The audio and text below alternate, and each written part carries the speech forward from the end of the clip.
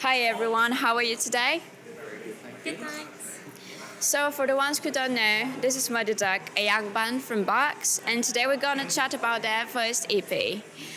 To introduce you to the ones that don't know you and watch you for the first time, can you tell us something about who you are, what you're doing, and how your journey as a band started?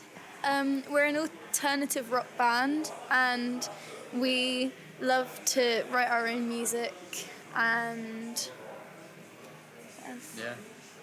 yeah, Take and play songs. So we formed just over a year ago now, and we've been playing lots of gigs since, doing lots of local shows, playing a few little festivals as well, and yeah, just have a lot of fun whilst we're doing it. As your alternative rock band, what kind of bands you're listening to in your free time and how they inspire you to write your music? Well, we listen to a lot of metal, I think, together.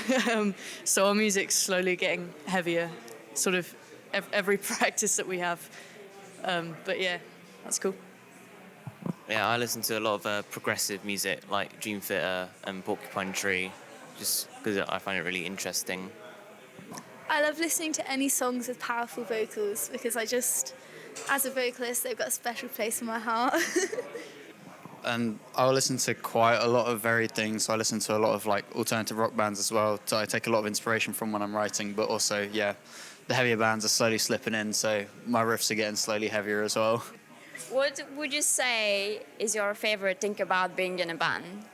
I think the friendship and having like a safe place to just put all my thoughts and not be judged because I'm pretty weird sometimes. So, yeah.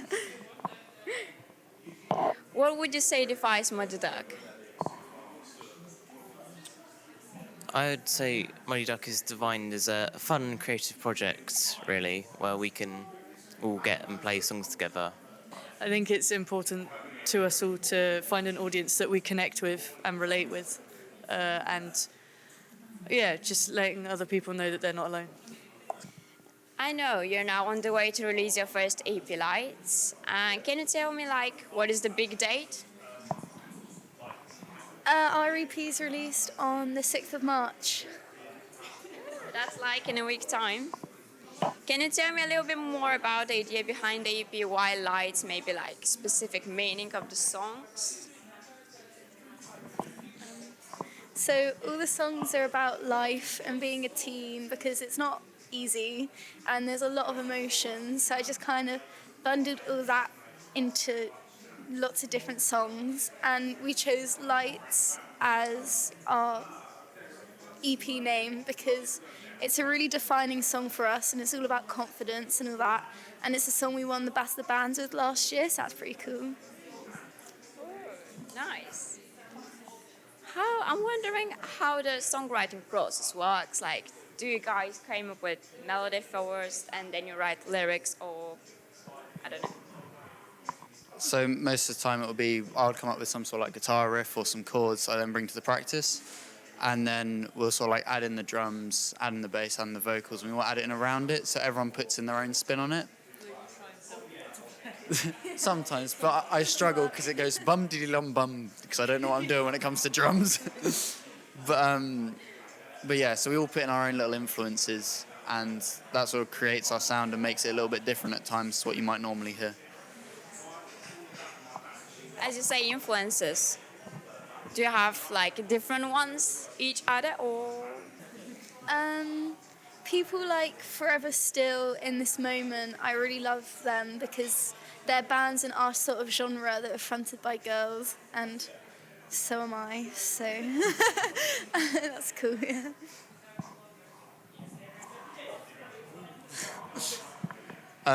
So yeah, I listen to one of my favourite bands at the moment is a band called Fatherson, and they play massive big chords and really huge choruses.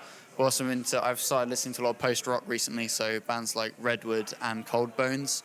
I'm really enjoying listening to their stuff, and it's sort of the big atmospheric sounds that I'm really enjoying. I Prevail, Bring Me the Horizon, and this band called Movements as well. That's cool. I'd say I'm inspired most by really technical bassists like Les Claypool, Victor Wooten, and Michael Manring. We really just bring it to another level. That sounds really powerful. So, you know, like usually every band experiences some kind of trouble in the way of making an album.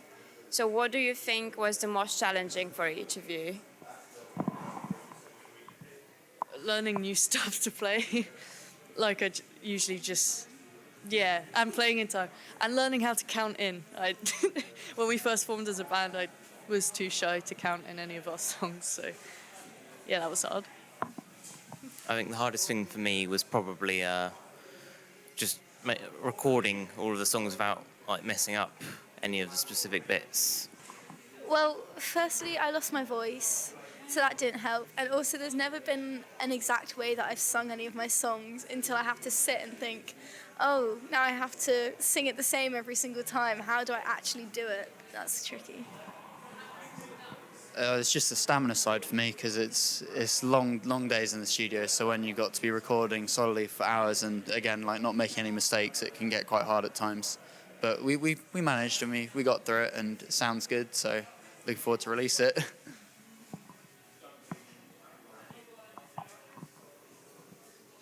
So after that, are you able to describe the EP in like one word? Is that too hard? It's chunky. I'd say it's varied.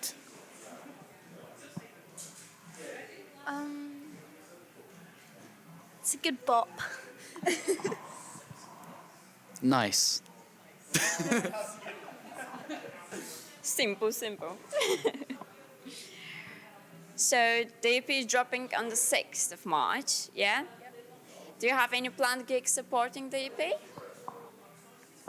So 6 days later, we're going to be playing in the Bucks New Uni student bar, and that's where we've got Kiss Currency playing with us and Lost Near Blue Ape, and that's set out to be a really fun night. It's going to be free entry as well, so hopefully we can get as many people along there as possible to listen to the new music and pick up some merch. Do you have any future plans after that release?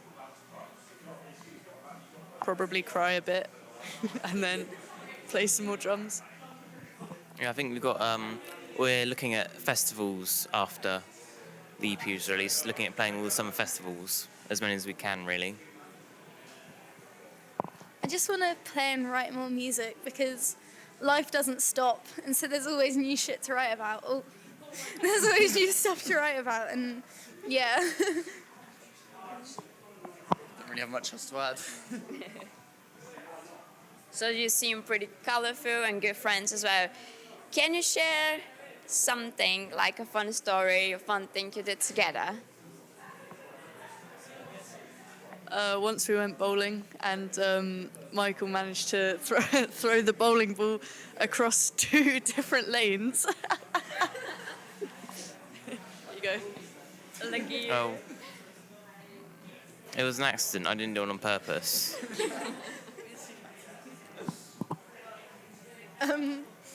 Once we were out as a band, and I have no idea why, there was just this woman with a trolley full of milk, and she was just walking out of Tesco, and we were like, why?